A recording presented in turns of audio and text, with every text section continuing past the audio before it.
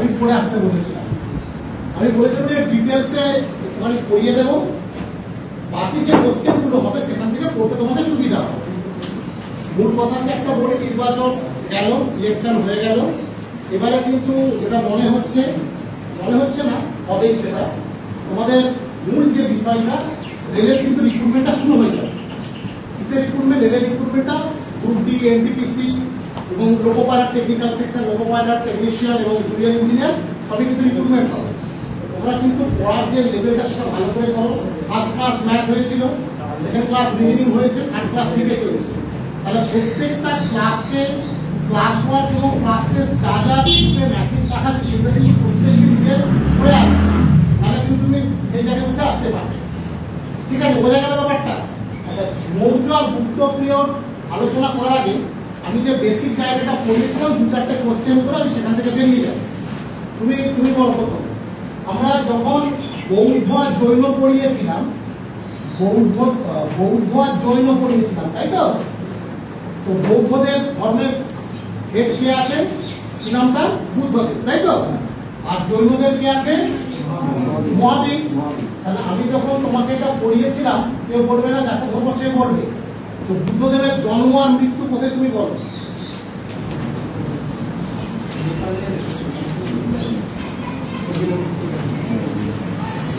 বলার চেষ্টা করো। বুদ্ধদেবের জন্ম মৃত্যু কোথায় আর মহাবীরের জন্ম মৃত্যু কোথায়?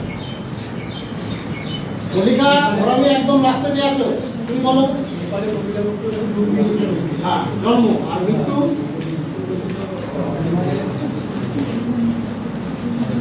তোমার শখ তুমি মনে রাখনি কেন? শখটা মনে রাখলে যেটা মনে এসে যায়, এটা জন্য মাথা অত বেশি ভাবার দরকারই নেই।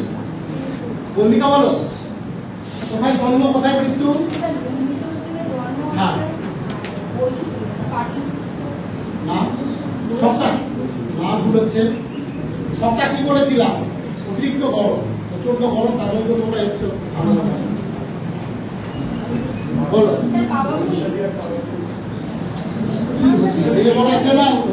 তুমি বলো, দাঁড়িয়ে বলো, কোথায় জন্ম কোথায় মৃত্যু?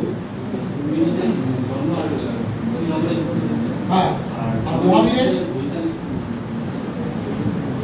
ঠিক আছে, বলো। বাবুড়িতে মৃত্যু, এই তো ঠিক বলেছে। পাচ্ছ না কেন? এটা কি বলেছিলাম? বুদ্ধদেবের বি প্রথম অক্ষর, এর কাছে লিখবে এল আর কে, আর এখানে লিখবে বি আর পি। তাহলে কি এল মানে কি? লুম্বিনীতে জন্ম আর কুশীনগরে মৃত্যু। আর এখানে মহাবীরের কি বলেছিলাম? বিপি, বৈশালীতে জন্ম, পাওয়াপুরীতে মৃত্যু, পাওয়াপুরী বা পাওয়ানগরীতে মৃত্যু। তাহলে এগুলো কেন হচ্ছে না? এগুলো তো করতে হবে, এগুলো সহজ জিনিস, এই বেসিক জিনিস ভুললে হবে না। ঠিক আছে, বসো, বলো, তুমি বলো। তোমাকে আমি হরপ্পার মহেঞ্জোদারো পড়িয়েছিলাম।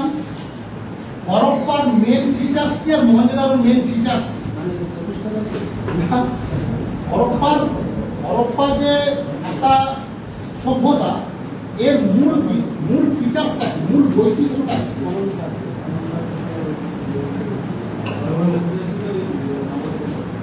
মেন হচ্ছে টাউন প্ল্যানিং।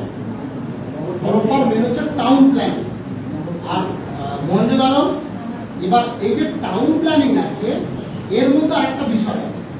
হরপ্পায় আমাদের কোন বৈশিষ্ট্যের জন্য হরপ্পাকে আমরা চিনি, আর হরপ্পা মহেঞ্জোদারো কোন বৈশিষ্ট্যের জন্য মহেঞ্জোদারোকে আমরা চিনি? মূল দুটো কোশ্চেন পরীক্ষায় বারবার কমন আসে। হরপ্পার জন্য তাহলে কি? হরপ্পার হচ্ছে শুধু গ্র্যানারি মানে শস্যাগার, আর মহেঞ্জোদারো সানাগার মানে বাথ সিস্টেম। ঠিক আছে, বোঝা গেল এটা? তাহলে হরপ্পার হচ্ছে গ্র্যানারি আর মহেঞ্জোদারো হচ্ছে তোমার হচ্ছে বাথ সিস্টেম। ঠিক আছে, মানে ড্রেনেজ সিস্টেম। ঠিক আছে, সরি সানাগার, সানাগার, এটার জন্য মেন কিন্তু আমরা এটা গেছি। এবার সহজ কোশ্চেনের মধ্যে আসে যে হরপ্পার কোথায় আমরা কৃষিকাজের খবর সম্পর্কে জানতে পারি। কোথায় কৃষিকাজ হয়েছে? লোথালে আমরা জানি, বা সেটা কোথায় ডকইয়ার্ড মানে একটা বন্দর আছে সেখানে। বোঝা গেল ব্যাপারটা? এরকম করে আমরা এগিয়ে গিয়েছিলাম যে আমরা 16 মহাজনপদে এসেছিলাম, তাই তো? 16টা মহাজনপদে আমরা এসে থেমেছিলাম। 16টা মহাজনপদের মধ্যে তুমি বলো 16টা মহাজনপদের মধ্যে দুটো ছিল প্রজাতান্ত্রিক, সে দুটোর নাম কি? না বাবা মগধ প্রজাতান্ত্রিক নয়। আজকে ওকে বলতে দাও, চেষ্টা করে পারবে। দুটো প্রজাতান্ত্রিক ছিল, তার মধ্যে ব্রিজি আর মল্ল ছিল প্রজাতান্ত্রিক। তাহলে এখানে কি বললাম? ব্রিজি আর মল্ল, এটা প্রজাতান্ত্রিক। আচ্ছা, একমাত্র এই 16টা মহাজনপদের মধ্যে যে কাশী, কোশল, অঙ্গ, মগধ, ব্রিজি, মল্ল, চেদি, বৎস, কুরু, পাঞ্চাল, অষ্টম, সুদর্শ, লবণ, গান্ধার, এই যে 16টা মহাজনপদ আছে, এর মধ্যে সব থেকে শক্তিশালী কে ছিল? মগধ। এবার এইগুলোর মধ্যে দক্ষিণ ভারতে মাত্র একটা ছিল, তার নাম অসমক। ঠিক আছে, দুটো কোশ্চেনে কিন্তু ডাউন হয়ে গেলে